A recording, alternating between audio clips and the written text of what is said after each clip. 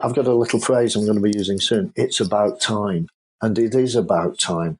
It's about time because it's about a payroller's time and how much time they're currently wasting in administrative work. And it's about time. It's about time bureaus woke up to 21st century technology and took advantage of it to become more efficient rather than relying on the old 1990s technology, which they've been using up to now. Welcome to the Payroll Podcast with your host, Nick Day. Find out what it takes to truly discover what it takes to elevate your career within payroll as we meet with the industry leaders who are shaping the industry for tomorrow. Welcome back to the Payroll Podcast. Yes, we are living in uncertain times, a pandemic that, if we only relied on mainstream media news, would tell us that there are no positives at all right now. However, this would be an incorrect assumption. Today, I'm here to introduce you all to a payroll professional who has, right in the middle of this COVID-19 crisis, launched a brand new payroll association tasked with the challenge of improving bureau payroll services across the nation. That man is Barry Matthews, currently Bureau Strategy Partner at PayCircle, who are a payroll cloud platform business supporting payroll bureau services Payroll Bureau Services. He is well known across the payroll circuit, and Barry is a payroll professional who I've enjoyed a few drinks with over the years at various payroll events and award ceremonies. And one thing that always comes across when you speak with Barry is his enthusiasm for payroll, his passion for evolving payroll services, and his desire to improve the industry, especially in relation to bureau payroll operations. Now, recently Barry was heavily involved in establishing the PBA, or the Payroll Bureau Association, which is an association of payroll service providers that aims to collaborate and support its members for the furtherance of the payroll profession. But hey, rather than me tell you all about it, let me welcome you all to the Payroll Podcast, Barry Matthews. So, Barry, welcome to the Payroll Podcast. How are you feeling today? Thank you, Nick. Great, thanks. It's a typically grey Monday up in the northwest of England. But despite that, great. Good. Well, I'm looking forward to having a good conversation with you today all about the PBA. So let's dive straight in. 5 quick questions. Rather than me tell the audience all about what it is you've been working on behind the scenes and what, of course, you launched during COVID-19, can you tell us a little bit more about what the PBA is and how you got it all started? Well, I've worked with payroll bureaus primarily in a sales and account management role for 16, 17 years now. And when auto-enrollment sort of started, I identified that bureaus were under significantly different pressures from end-user firms doing payroll because they had multiple staging dates to manage, multiple clients, and it was a horrendous headache. And I spotted that the whole environment for them, people working in bureaus, was significantly changing, and the workload was picking up significantly. So that piqued my interest, and I started to try to understand it better by working more closely with the bureaus I was associated with and trying to learn what made bureaus successful, why were certain bureaus struggling, what was the difference. And basically I did my own personal networking, I suppose, between them to try and spread good practice. And it grew from that, really. I had the idea maybe 18 months or 2 years ago for some sort of association to speak on behalf of bureaus because they are rather different from end-user firms. And it grew from that, really. Last year, 2019, just after starting with PayCircle, I thought I would try to bring together a few bureau managers to see if, A, they were interested in talking and sharing experiences, B, if they wanted to possibly take it further. So I sent out an invite. I did it all on LinkedIn. I didn't use any sort of personal connections. I thought I'll just do it all via LinkedIn, and ended up running 6 meetings across the UK: London, Bristol, Birmingham, Leeds, Manchester, Edinburgh. Sorry, I didn't include Northern Ireland. I couldn't get over there, but I managed to assemble 48 payroll bureau managers who, between them, run nearly 25,000 payrolls, generate over 500,000 payslips each during a month, and employ 450 people between them. So I thought it was a reasonably good cross-section. And it's those meetings, I think, that established the need for a vehicle for bureaus to speak up and have a voice, and then ultimately the formation of the association. Fantastic. Well, it sounds like it's you generated a lot of interest very, very quickly. So it sort of started as a bit of an itch, and then as these things often do, they grow. And the power of LinkedIn is definitely there for everyone to see if that's how you've grown it. But what were the itches then, if you like, for the payroll managers coming to you? What were they looking to get out of it? What was driving their interest in responding to you about what you were trying to achieve? Was it just full of inquiries and finding out more what it was about, or were they coming to you with issues straight off the bat saying, well, we would love some support in X, Y, or Z area? No, I think there was an interim step, Nick, before that happened. I think the fundamental driver for pretty well all of the bureau managers was, how the heck does everybody else deal with the problems that I manage and deal with every day, every week, every month, and so on and so forth?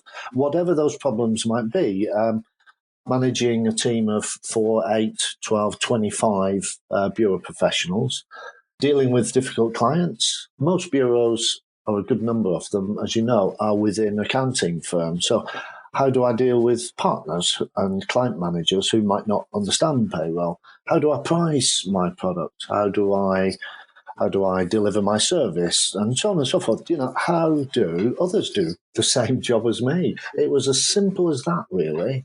And despite concerns, I think, from some quarters that people wouldn't be keen to speak up because of any potential commercial issues, everybody was only too happy to speak up in great detail about everything and anything that they came across, and to share their experiences and good practice.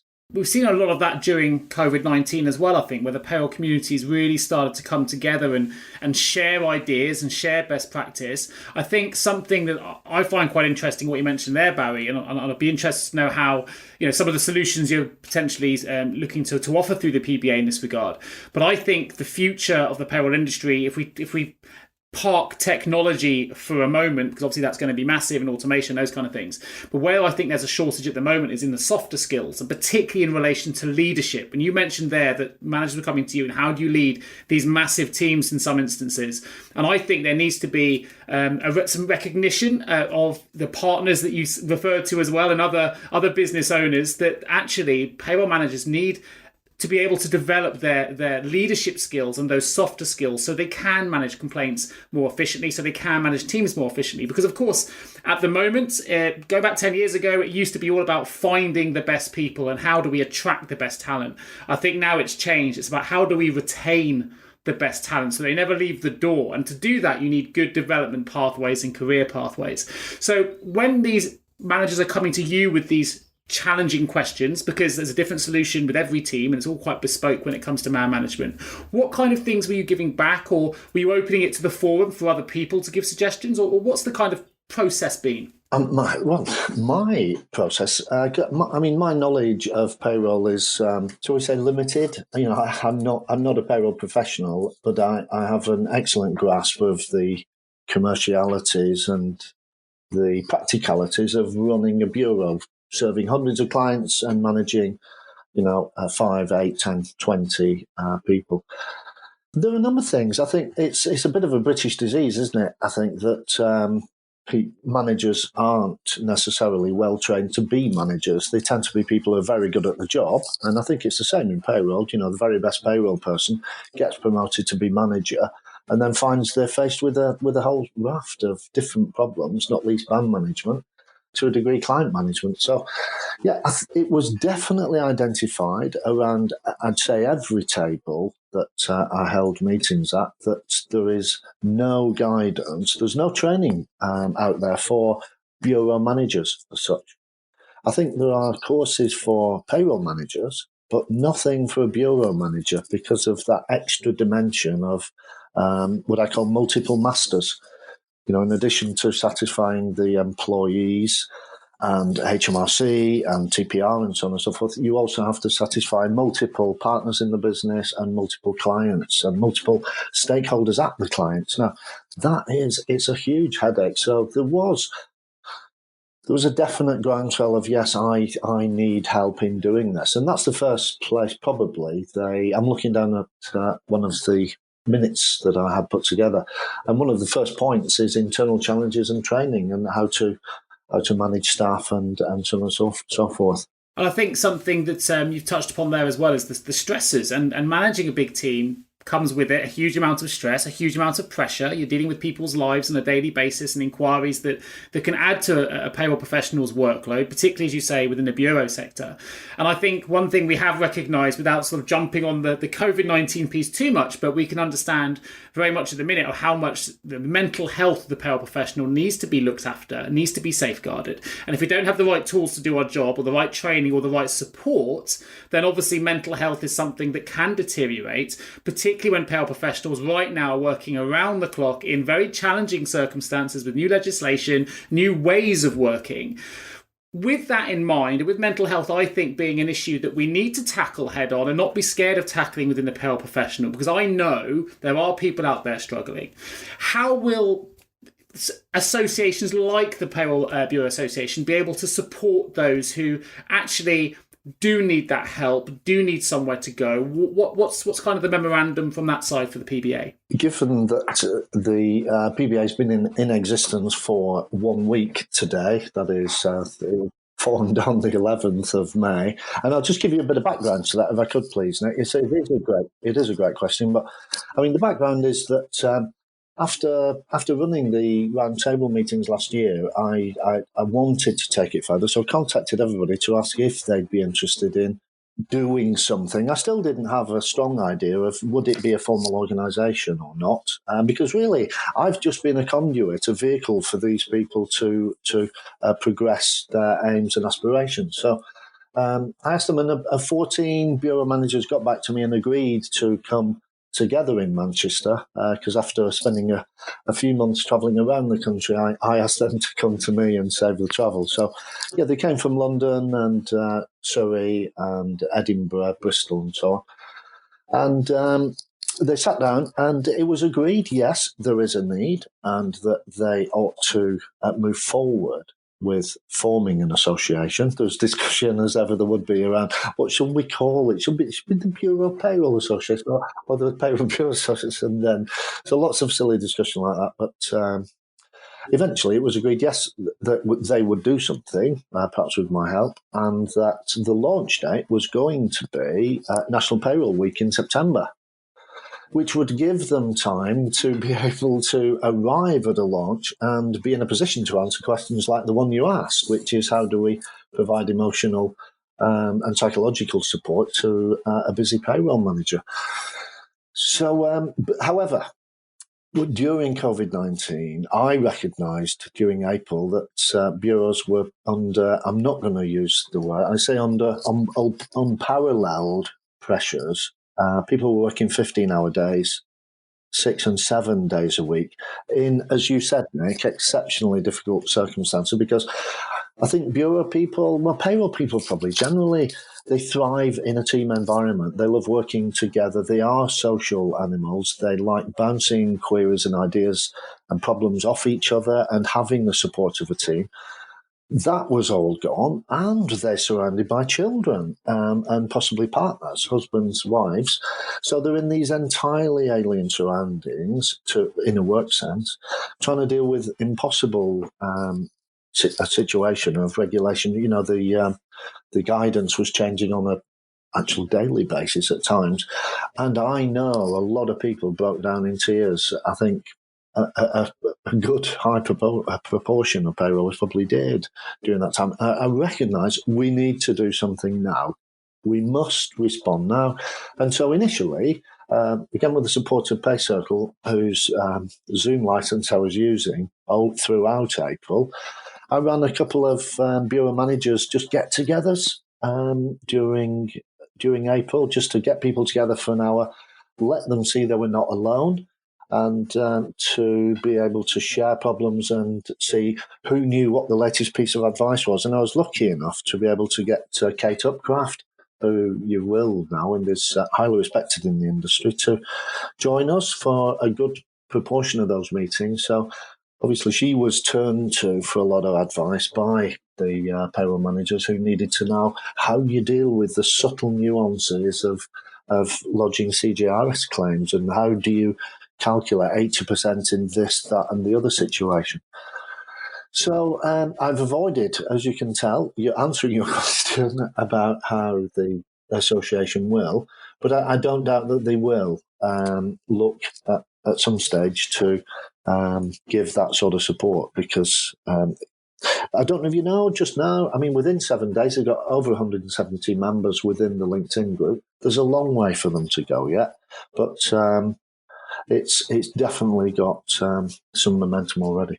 Well, I think you've tackled some of that question, but let's be honest, that they say the number one, the first stage you should take in any mental health issue if you are struggling is to talk about it, right? And there's now 170 people in your group that can share ideas and talk about the challenges they're having, and you're obviously holding those Zoom calls, which have been really beneficial for people. I mean, you mentioned Kate Upcraft there. She has been exceptional during this time. She's been supporting a number of people that we've got separate payroll groups which we're running, which you know about, which have been supporting people over this COVID-19 crisis, and Kate's been an invaluable support for those individuals as well. And I think it's nice seeing people really come to the fore. And as you know, several individuals within the Payroll Bureau Association have come to the fore as well. You've now established a formal, I don't know if board is the right word, but can you talk to us a little bit about the key members that are taking on some of those senior responsibilities for taking the PBA forward, and let us know a little bit more about where it is right now, 7 days on? I think I mentioned earlier there were about 13 or 14 bureau managers arrived in Manchester on that day, on the 3rd of March 2020, and that included people from various backgrounds, largely accountancy firms, but I can run through a list of, in no particular order, it's just the order I've got them here on screen. Ken Davis from Mitchell Charlesworth, which in the northwest, Liverpool, 900 payrolls-ish. Lee Reynolds from Magma in the Midlands, about 400 payrolls. Tracy Simpson from MHA Moore and Smalley up in Preston and Lancaster with 850 payrolls.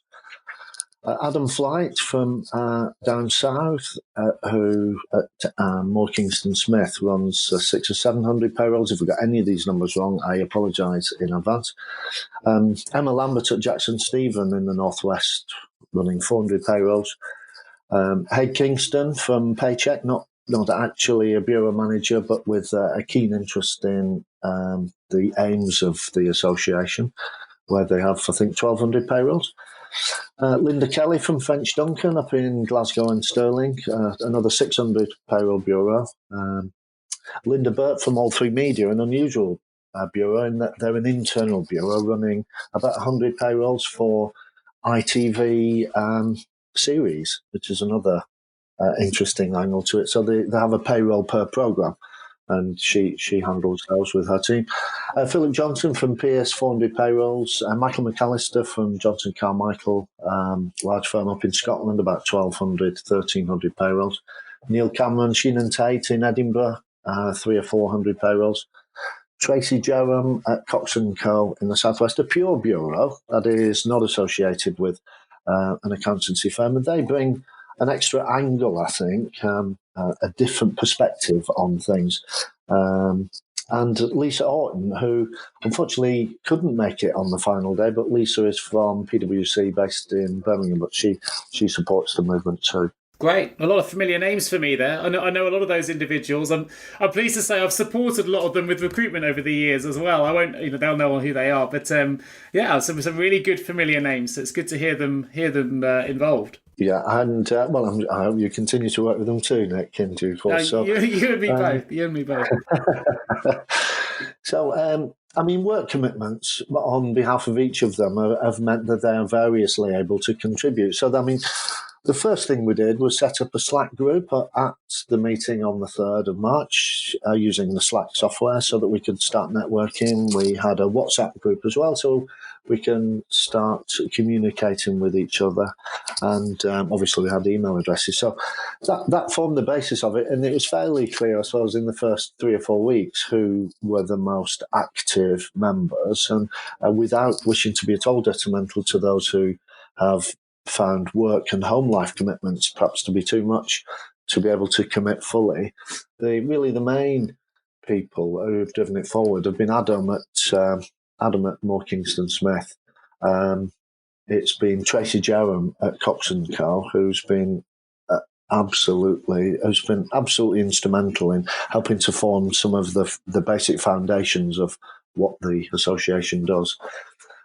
Hay Kingston at Paycheck, and the nominated chairman, Michael McAllister from Johnson Carmichael up in Scotland. It's sort of the four main ones, but everybody pulls the weight as and when needed.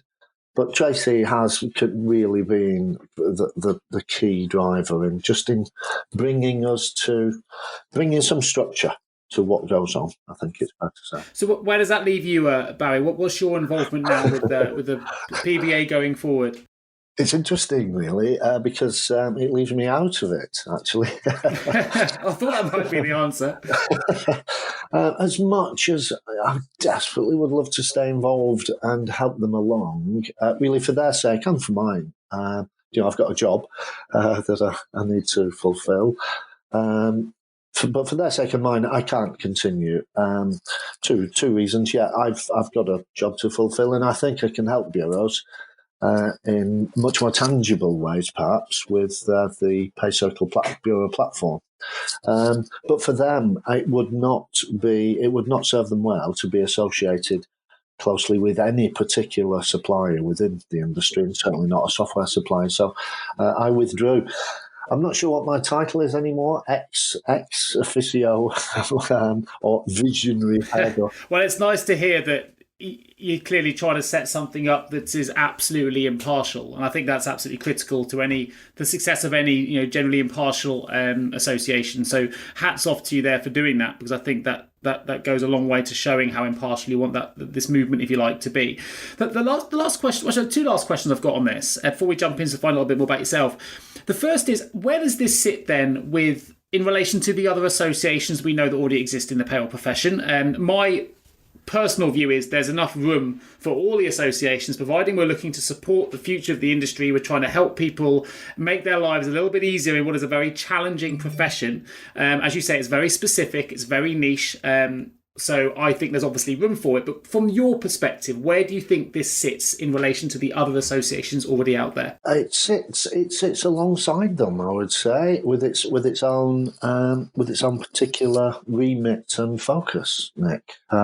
It's certainly, I have to stress, it is not a threat in any way to any of the existing organisations. I suppose the CRPP is the obvious one to think about, who are extremely well established. They're in the 40th year this year. They have probably the most recognised qualifications, and they're probably the most recognised association or grouping in the industry. But I don't wish to discredit them in any way at all, because they do a fabulous job. But I think there is something specific and unique, as I outlined in my article in last month's Reward Strategy, about bureaus, the unusual pressures they have to deal with, primarily of multiple employers with multiple deadlines, multiple frequencies, varying requirements, but also the effect of working with partners in accountancy practices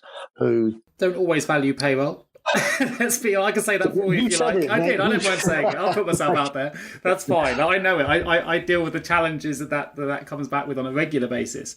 Trying to get headcount secured and budget signed off for an additional pair of hands in a payroll function can be very challenging from a partner that doesn't value it, no matter how much the payroll department might need it. So I don't mind being the voice for that, to say sometimes it's not always as established or as highly thought of as it should be. And that's one of the great things about the PBA. If we can help raise the profile of the payroll industry as a whole, then there's absolutely room for it. So the last question here, and this is probably the critical one for the listeners we've got out there. I know a lot of listeners we have for the Payroll Podcast, which is great. I'm sure there's going to be a number of payroll bureau managers listening to this who may not have seen your LinkedIn post. Perhaps they're not even on LinkedIn, because there are many, many payroll professionals that haven't even decided to join the platform yet.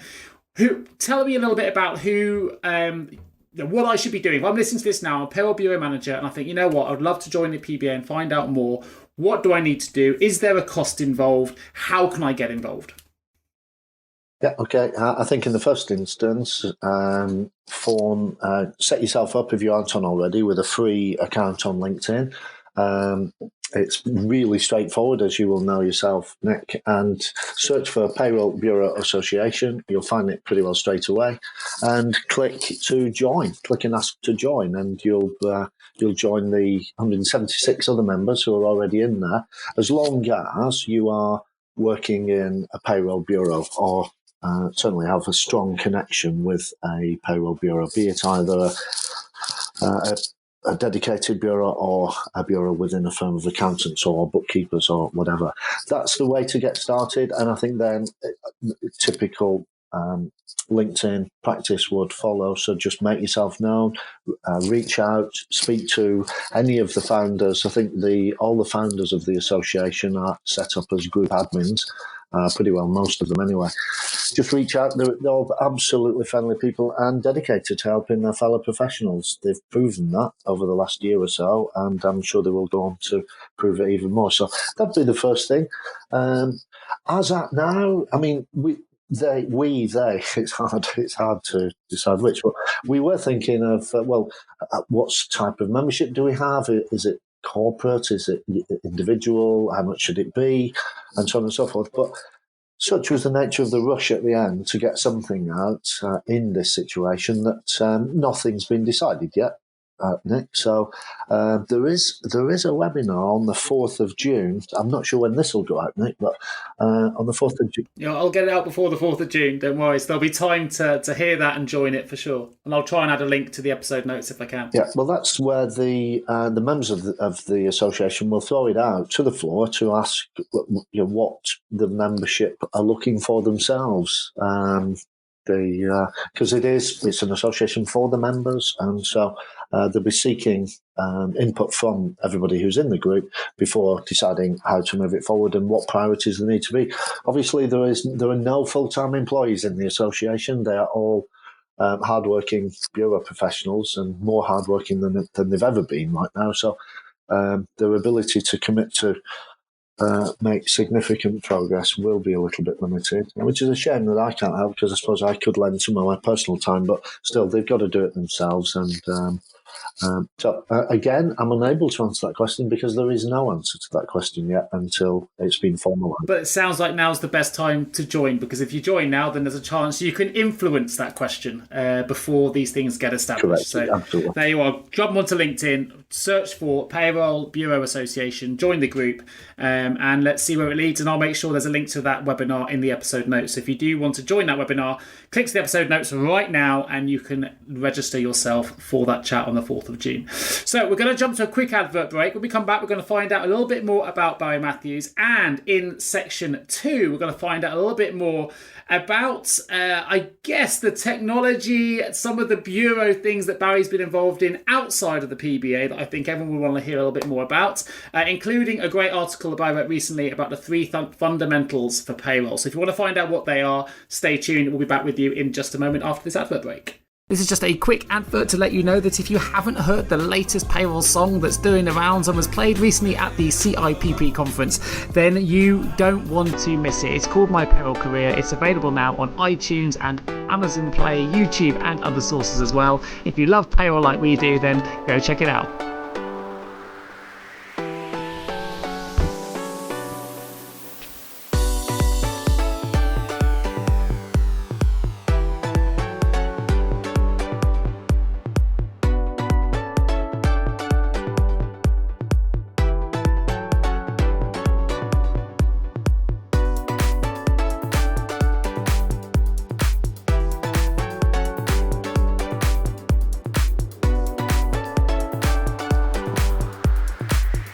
My Payroll Career, available now on iTunes, Amazon Play, YouTube and more, so check it out. Right, back to the podcast. Time to find out more about you. So Barry, we're going to find out a little bit more about you in some quick, short, sharp quick fire questions. Number 1, which individual has influenced your career the most? I'm going to, when put on the spot there, it's got to be a payroll bureau manager, and there are 3 or 4 who I do hold in very high esteem. I listen intently whenever they decide to utter their knowledge, and I think Lee Reynolds at Magma would have to be pretty inspirational for me. If I was a bureau manager, I'd want to learn so much from Lee. He's got 20 odd years in this profession. He's worked for some of the largest firms around Morpay, Baker Tilly, so on and so forth. And he's now at Magma, and he really is inspirational. His approach to managing a bureau with all the challenges it brings is it's hugely successful, and he's very inspirational. Fantastic, great answer. I know Lee as well. I've worked with Magma, so I think that's a great response, great answer. Number 2, are there any resources that have really helped you on your payroll journey? I think LinkedIn, to help me feel part of a community and to help me sort of make a community, I suppose. I love the podcast, especially when it's somebody I know. I did particularly enjoy the Lou Gray one and the Liz Robbins one as well. It's great to see people I know and just hear behind the front, this professional front that we all see at conferences and so on. It's great. Other than that, no, I do like reading Reward Strategy. That keeps me abreast of broader matters in the payroll world. But I'd say that's it. I think great answers. LinkedIn's so powerful, and if you've used that to launch PBA, I think there's no better answer to give than that. So that's a great response. Question 3: if you could invite 3 people to a dinner party, they don't have to be payroll related. They can be dead or alive. Who would they be and why? They wouldn't be related to payroll, to be honest. If it was a dinner party, I'd probably ask Jay Rayner to come along, who's the food critic for The Guardian and The Observer, son of Claire Rayner. I don't know if you know him, but he's an excellent raconteur, and he knows his food and his wine. I'd like to probably Spike Milligan, who now deceased, who was one of the craziest men ever, but I love his quote, if anything, that would make me want him there. What did he say? It was a quote for his gravestone. He, like Spike Milligan, in quotes, "I told you I was ill," which I think just tells you what a curious sense of humour. And I'd invite Stephen Fry because he has a fabulous brain and wonderful grasp of the English language. I know there are no females in that. I do apologise, but they were the first 3 that came to mind. Put on the spot, and a fabulous sense of humour as well, Stephen Fry. So love those.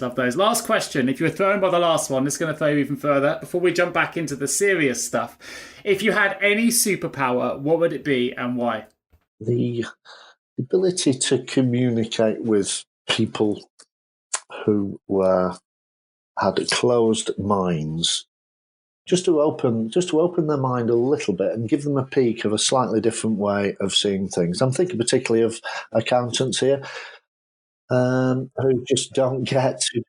I like that. It's a new one on me. We've not had that response before, so I like that. It's good. It does concern me. And if you think, God, this does this guy live and breathe payroll? Well, it does mean such a lot to me.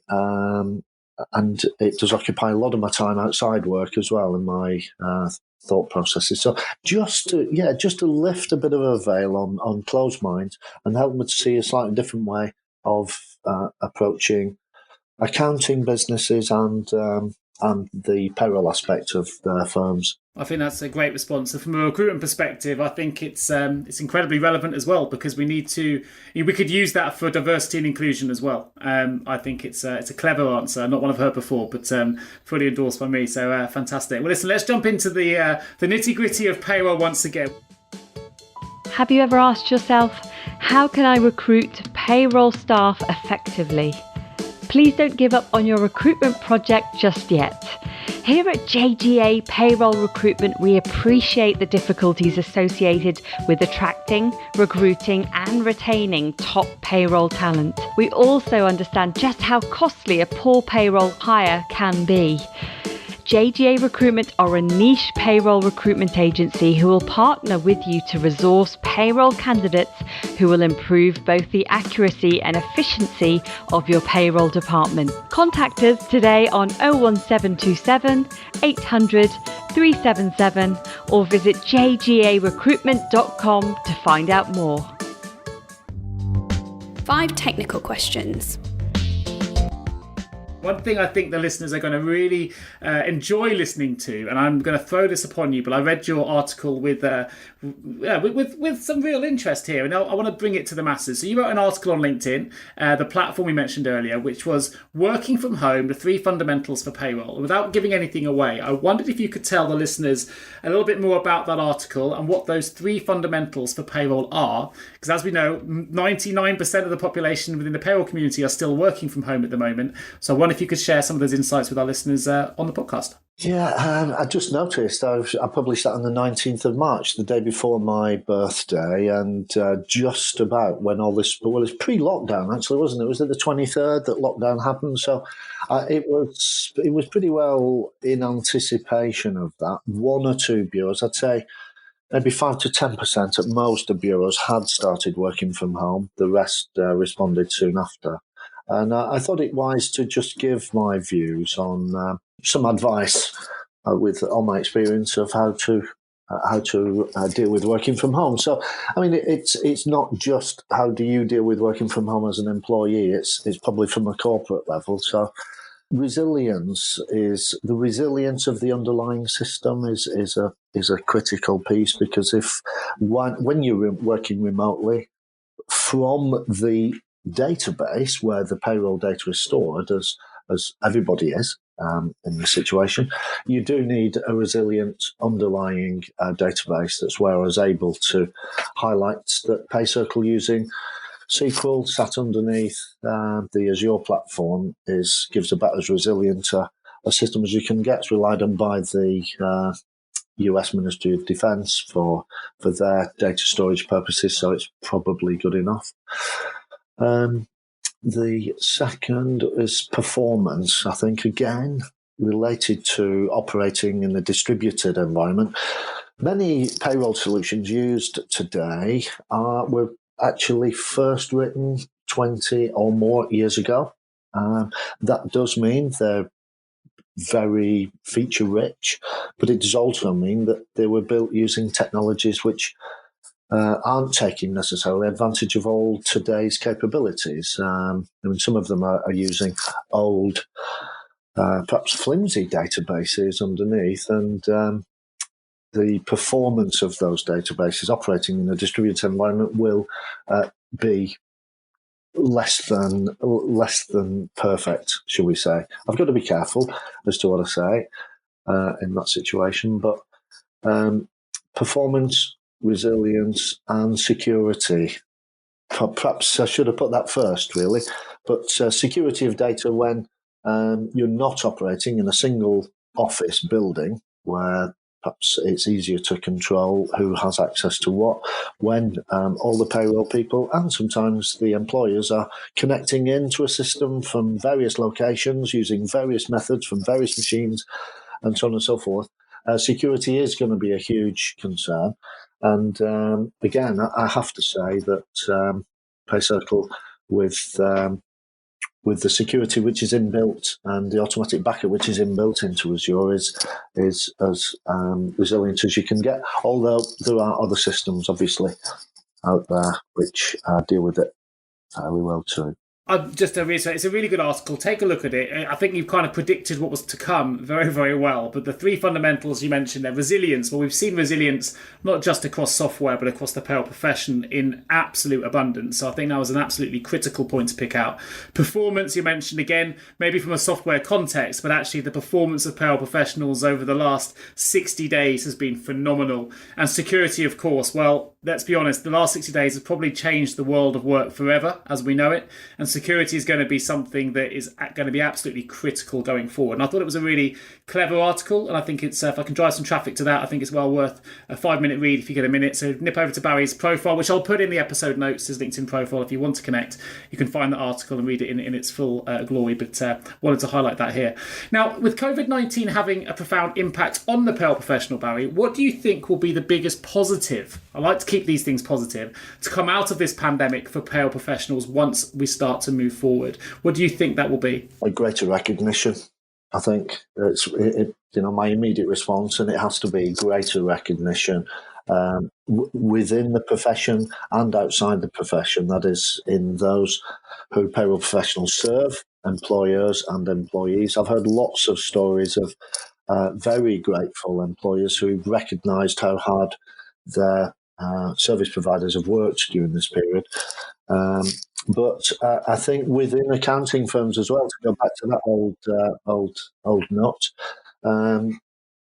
many accounting firms have been forced to furlough some of their workers, but it's been interesting to hear that many of them have deployed tax staff into the payroll teams to help with administrative work.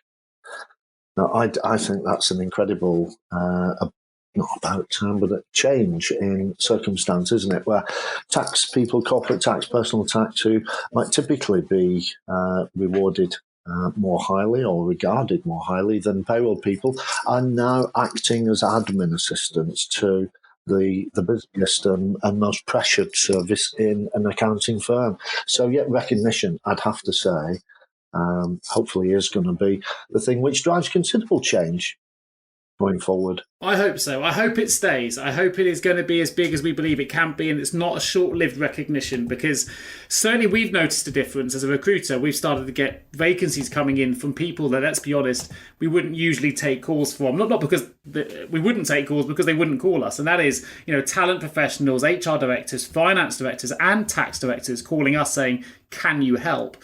And I think that shows that they are understanding the pressure that payroll professionals have been under, because if those individuals are calling us with support, finally it's recognizing that they can't manage it without expertise coming in abundance. And I think that's important. So let's hope the recognition stays. I'm always I want to stay positive, so I hope that's definitely going to be one of the things that is retained at the end of this pandemic, because as Carsten Stair, I think, has mentioned, the payroll profession has been very much like the fourth emergency service during this time. And let's be frank, all of those key workers out there, whether you're working in a supermarket or whether you are NHS workers or whatever it might be, they can only continue to do what they do, providing they get paid at the end of it. So, it doesn't exist without the payroll profession. So I hope you're absolutely right. I think that'd be a brilliant thing to come out of this pandemic. So let's hope that is indeed the case. So last question, Barry, before we open the vault. You are, of course, currently Bureau Strategy Partner at PayCircle. I think it'd be remiss for me not to mention and talk about PayCircle just briefly here before we close with the vault. They are indeed a payroll cloud platform business. They support payroll bureau services. So you obviously have your finger on the pulse in terms of the new technologies and innovations that can potentially improve the payroll experience. So with this in mind, what are the technologies you're most excited about, and what are the kind of services at PayCircle that you're seeing at the moment still being most in demand at the moment? Yeah. So, I'm so excited, honestly, to be working at PayCircle and in a position to be able to demonstrate the product which we are now offering to bureaus. It is, and you might think this is just a salesman saying what he has to say, but I passionately believe this, and I believe it with the experience that nearly 20 years brings. This is a game-changing product. This is significantly different. The difference is it's in the cloud, so it's not behind a payroll professional in an office somewhere. It sits in between the payroll processor, the employer and the employee, and they can all play the part. And therein lies probably the main, the key feature of PayCircle, which is workflow and collaboration. So there is huge automation in our workflow and collaboration feature, which, unlike most bureaus, seem to run workflow in a spreadsheet. 12 members of staff, 500 payrolls, who's doing what when, multiple deadlines. When it's built into the product, when it's built into the product and it's automated, it means that people. It means, and I get too excited about it, Nick, but it does mean that payroll professionals who are hampered by having to spend their time doing administrative work, raising emails to people, chasing clients for information, when all of that is automated, as it is through workflow, and you've got complete visibility of where every job is, it utterly changes the nature of the game. I've got a little phrase I'm going to be using soon. It's about time. And it is about time. It's about time because it's about a payroller's time and how much time they're currently wasting in administrative work. And it's about time. It's about time bureaus woke up to 21st century technology and took advantage of it to become more efficient rather than relying on the old 1990s technology, which they've been using up to now. Brilliant overview. And obviously, for people interested in finding out more about PayCircle, again, please dip into the episode notes. There will be a link directly to the PayCircle website. But if you can't wait until then, you can access it right now at paycircle.co.uk. And by the about time thing, I'm a big fan of that. I think I'm going to utilise that from a recruitment perspective here, Barry, because people think that as a recruitment business, our job is to find people. I always try and counter and say, yes, that's part of my role, but actually the reason you tend to come to a recruitment firm or a specialist recruitment firm like ourselves is to save you time. That's really what we're about as well as a recruitment firm. It's the idea is that we do all the hard lifting, all the CV filtering and everything else to locate you not just the best person, but to save you the time in doing it so you can get the best person in a little bit quicker to help with those workflows. Well, that leads us brilliantly into the payroll vault. Before we close, 3 quick questions for you, Barry. So we're going to open the vault. Entering the vault. One piece of advice you would give to someone working in payroll right now?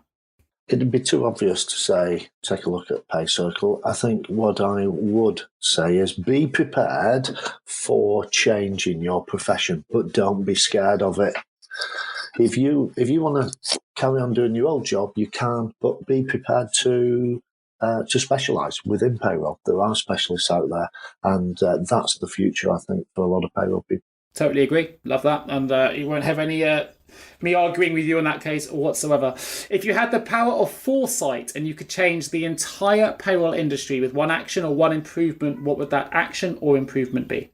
I'd wave a wand over accountants in business. I've got to pick them out again. I'd wave a wand and get them to see the huge opportunity for client satisfaction, revenue and profit that they could get from payroll rather than giving it away. Brilliant. Fantastic. And a last question. What's the most common reason for businesses failing when it comes to providing a robust payroll service? Lack of attention to client needs, I think I would have to say, but that'd be coming across all business, really, wouldn't it? But lack of attention to client needs, I think, is where you will fail.